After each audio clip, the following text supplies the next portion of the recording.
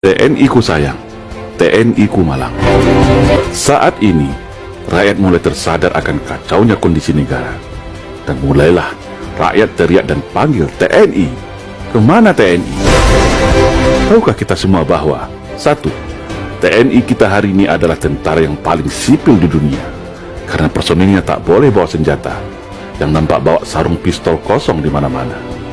Dua, tahukah kita bahwa secara sistematis TNI kita seharusnya sebagai komponen utama alat pertahanan negara sekarang sudah bergeser menjadi komponen pembantu, karena tugasnya hanya menjadi pembantu, membantu tugas Polri, membantu bencana, membantu pemadaman kebakaran hutan, bahkan untuk menumpas separatisme yang jelas bahagian tugas pokok TNI tetap difungsikan untuk membantu Polri dalam tugas operasi penumpasan separatis yang diganti nama jadi kriminal dengan 1000 alasan.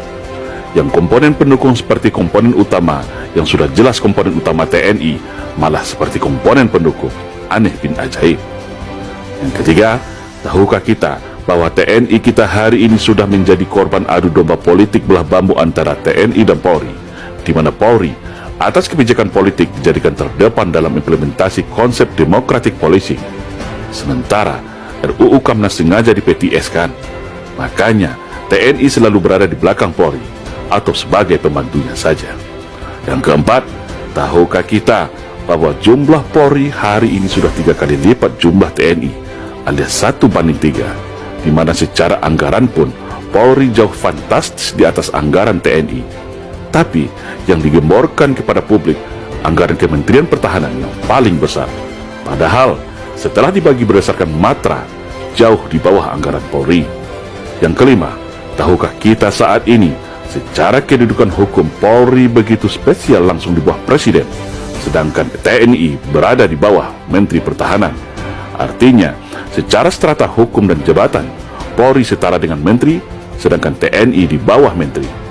Yang keenam, tahukah kita bahwa sudah hampir semua peran TNI saat ini sudah diambil alih oleh polisi, termasuk peran pembinaan teritorial, cipta kondisi dan pasukan kombatan.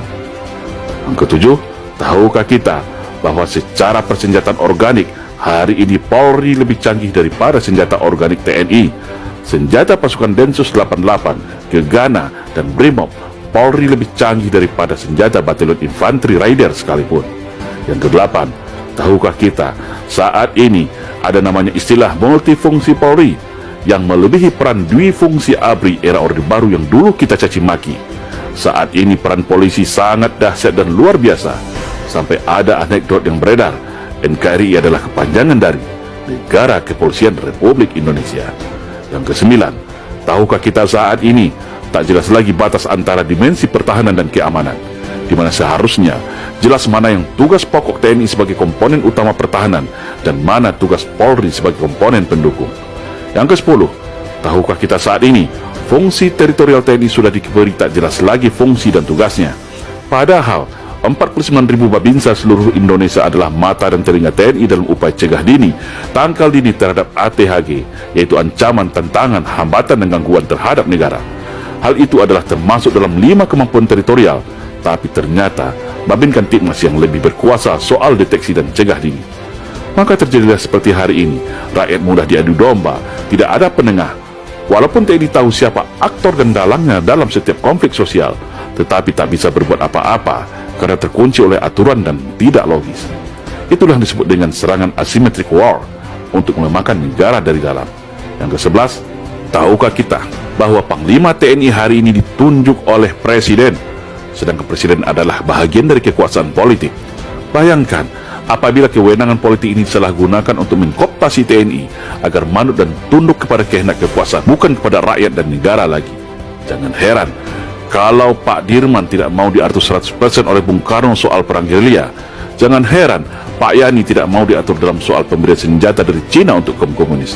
Dan ke-12, tahukah kita bagaimana TNI kita secara kekuasaan politik tidak berdaya dan tunduk di bawah kekuasaan politik?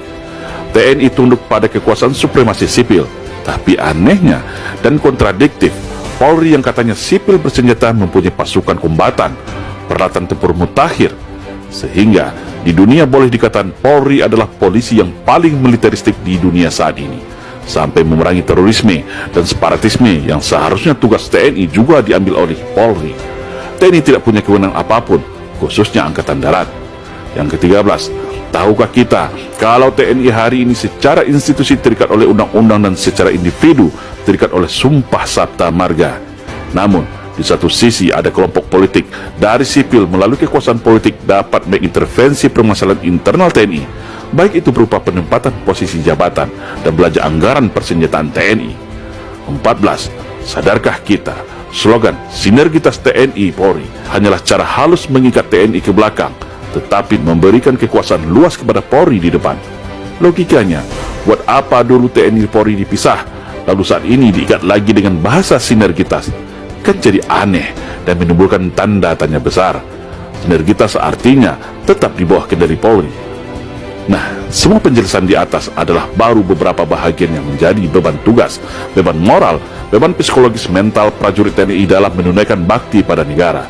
Sudah sangat jelas bagaimana upaya sistematis untuk mengekang TNI, melumpuhkannya, dan menempatkannya berada di belakang peran dan tugas Polri. Sungguh TNI ku sayang dan TNI ku malang. Ketika ada kejadian berupa perang, bencana alam, dan gangguan keamanan berat, TNI baru dipanggil untuk diperbantukan. Tetapi ketika itu berupa fasilitas politik, kewenangan dan sarana-prasarana, TNI selalu diminta untuk bersabar, untuk banyak mengalah, dengan slogan Bumi Pertiwi. Hari ini barulah kita sadar bahwa pelemahan TNI ini adalah bahagian sistematis dan pembalasan dendam dari para kelompok neo-PKI, agar mereka leluasa merebut Indonesia dan merubahnya menjadi negara komunis. Sungguh miris ketika tentara dibuat tak berdaya dan kalau bisa masuk barak saja dan jaga perbatasan. Namun ketika negara sudah sekarat, baru semua teriak dan panggil nama TNI. Ketika semua peran TNI diambil, lalu terjadi konflik polemik yang tidak terkendali lagi, baru panggil TNI. Kemana TNI? Yang enak buat Polri, yang susah dan berat baru TNI, yang disalahkan TNI, yang dipuja-puja Polri. Inilah yang dirasakan oleh para keluarga besar TNI hari ini. Dan itulah yang kita maksud sudah terjadi infiltrasi politik belah bambu untuk memecah TNI dan Polri. Satu diangkat, satu diinjak. Dan strategi ini baru sekarang kita sadar adalah bahagian infiltrasi politik para anak PKI yang berhasil menyusup secara halus mempengaruhi putusan politik pasca reformasi. Lalu siapa lagi yang akan jaga bangsa ini dari upaya infiltrasi ke masyarakat untuk adu domba, hasut menghasut, dan berupa perang narkoba atau lainnya yang tujuannya untuk melemahkan Indonesia dari dalam? Sungguh TNI ku sayang, TNI ku malang. Semoga bangsa ini tersadar dan mengembalikan jati diri TNI sebagai tulang punggung negara. Saya yakin, kalau fungsi teritorial TNI berjalan dan TNI kembali ada tempat di Senayan, maka insya Allah agenda komunisme di Indonesia akan kembali bisa dipatahkan. Karena TNI punya peta dan tools strategi untuk itu. TNI harus kembali menjadi jati dirinya sebagai prajurit Sabta Marga yang berwibawa sebagai penjaga Garuda, pengawal Pancasila, garda utama menjaga keutuhan NKRI. Karena saya yakin, secara personal dan mayoritas, insya Allah TNI masih akan setia kepada Pancasila, masih akan setia kepada rakyat Indonesia sesuai sumpah janjinya setia kepada NKRI. Insya Allah. Salam Indonesia Jaya.